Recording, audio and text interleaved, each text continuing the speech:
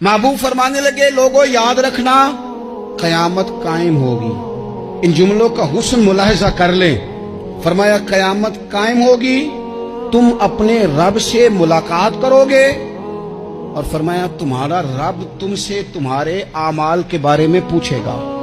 ये खुतबा हज्जतुल विदा में करीम ने फरमाया, सुबह तुम उठे, क्या अमल किया, अल्लाह पूछेगा।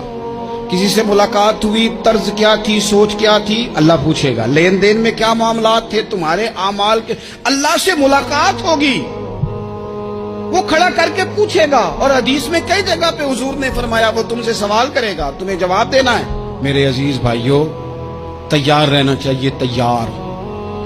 हम ना मिन्नत करते हैं आखिरी दिन हो ना, तनख्वाहदार लोग कहते हैं यार ये आखिरी अय्याम चल रहे हैं, कोई खर्चा ना बताओ, इसलिए कि हिसाब के मत्थे लगना है।